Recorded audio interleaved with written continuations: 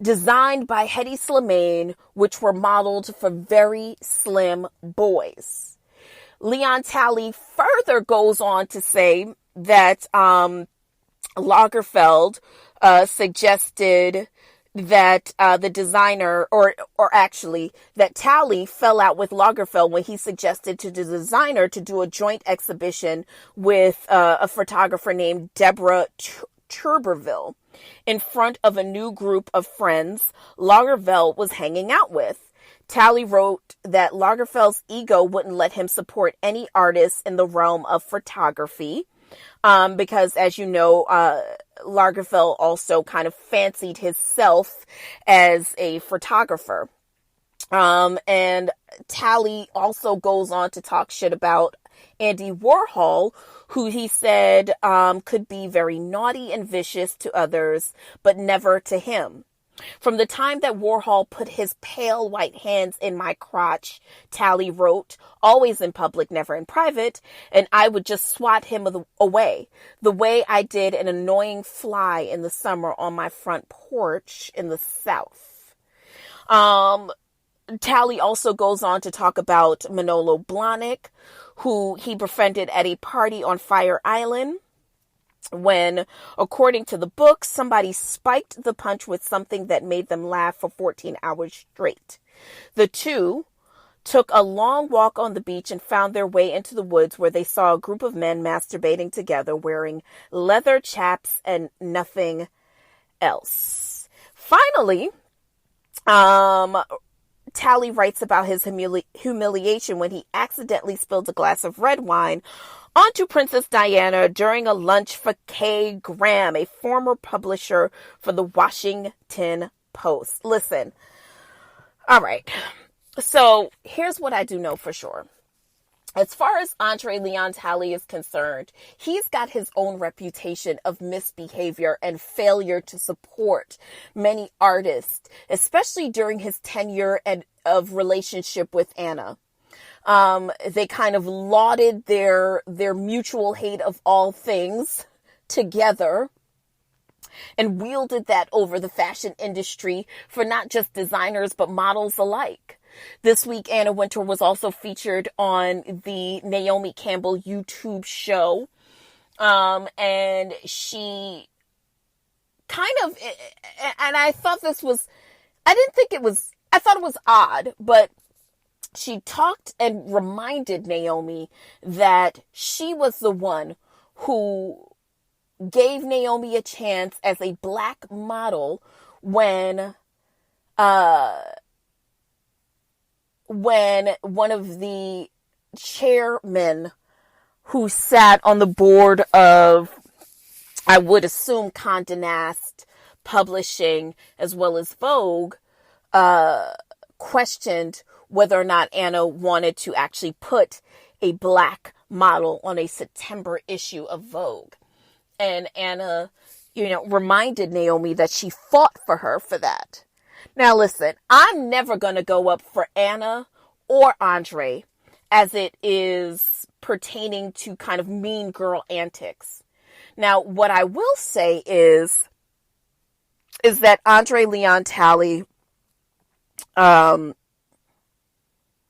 is a major figurehead in terms of being able to see something classic in the realm of the design and fashion world, and to recognize talent in the industry. As a black man who was given this kind of access, he is no doubt regarded as iconic in this genre. But correct me if I'm wrong, a memoir, though it should contain scintillating aspects of situations that happen in your life, shouldn't it be more of a tell-all about you and less about someone else? Eek, yikes. I love Andre Leon Talley. Listen, I've only ever seen Anna Wintour once. Let me tell you, one time I used to travel for this company I worked for. and I was coming home from a trip. I landed at Newark Airport. I was sick as a dog. I don't remember why, but I was sick, and it's the middle of winter. And I'm walking through Newark International Airport, and I'm kind of dragging my suitcase along, looking down, and I see these amazing brown leather riding boots. And I'm thinking to myself, those are some fucking amazing boots. And I look up, and it's fucking Anna Wintour walking.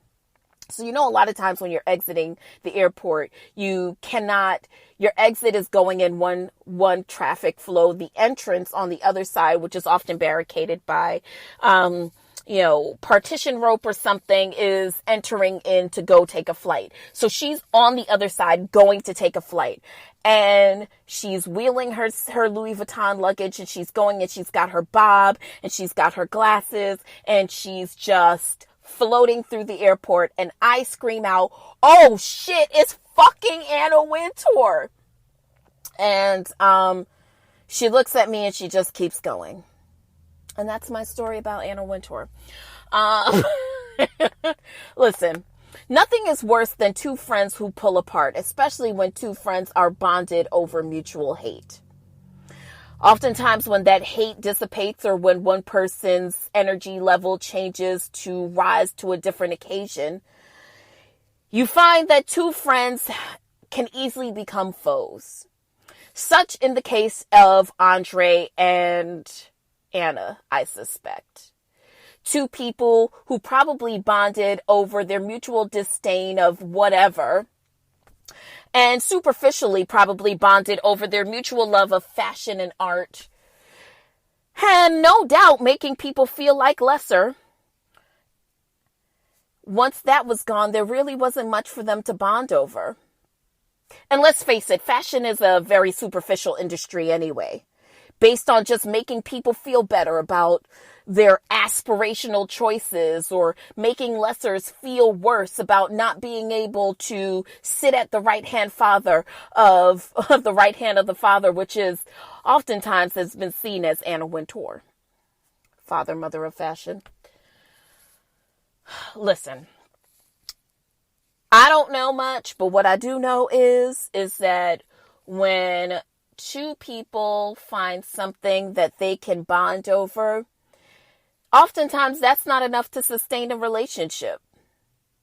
I hate to see powerful duos break up, and I'm sorry, but Anna and Andre are definitely a power duo that I hate to see break up. And I hate that the plane is going down like this. It's almost like he's having a mad day and he's just like telling it.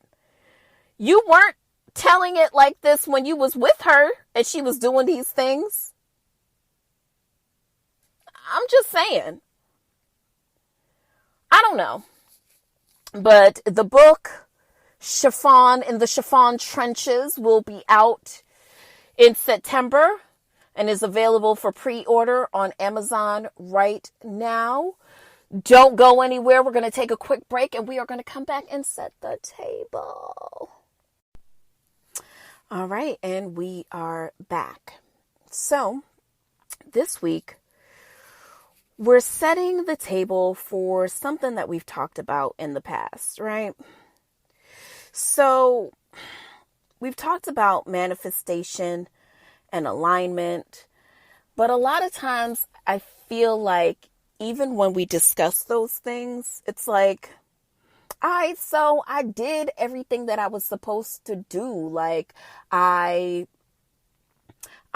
feel like I'm aligned above me, aligned, people next to me. Like, I get it. My mind, I've got my energy in check.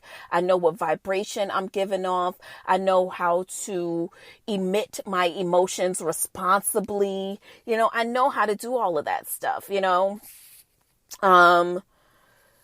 I know about the laws of attraction and what that really means, which quite frankly, just so that we're all on the same page, the idea of the law of attraction is the ability to attract into our lives whatever we're focusing on, right?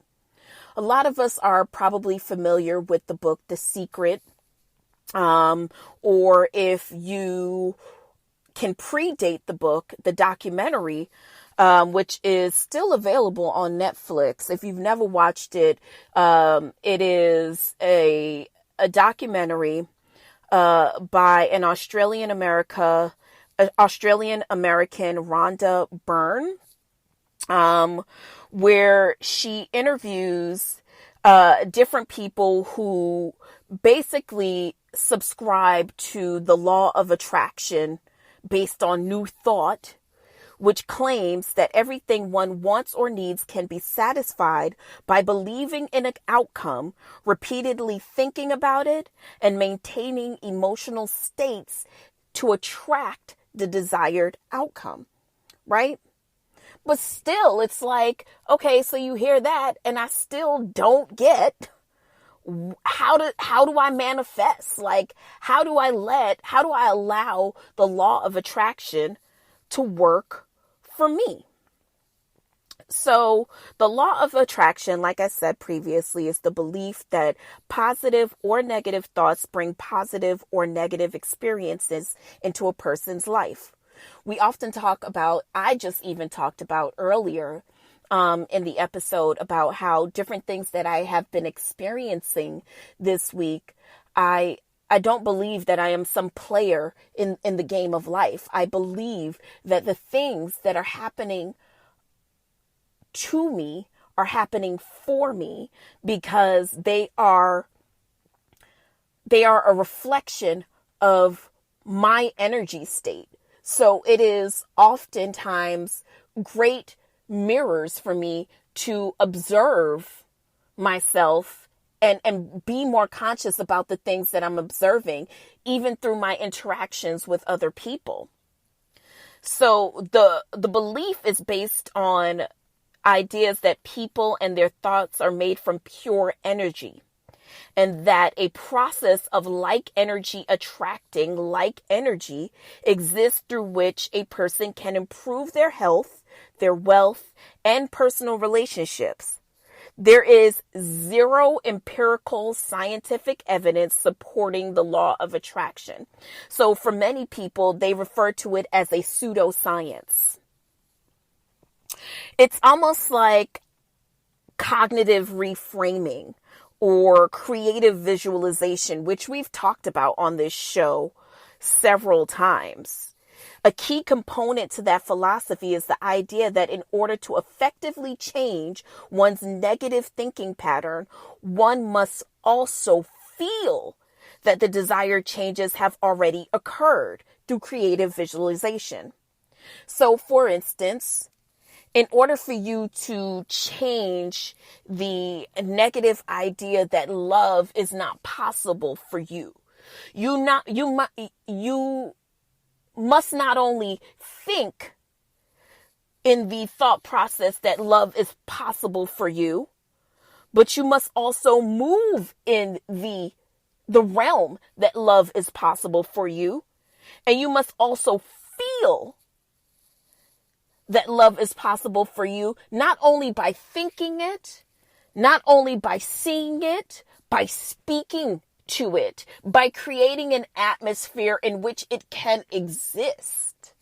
Does that make sense? The combination of positive thought and positive emotion is believed to allow one to attract positive experiences and opportunities by achieving resonance with a proposed energetic energy of law. Now, for a lot of people who are, for me, for example, I am a Christian. So for a long time, I viewed my Christianity in a way that life was happening to me and that God was something that was outside of me. He was something that was above me, or something that was, this kind of almost like the air, this just kind of presence around me. And when I pray, I got to look up and, it has to be a particular kind of way because where is God? Right? And I further cited the idea that God is not a genie. So just because I think of, you know,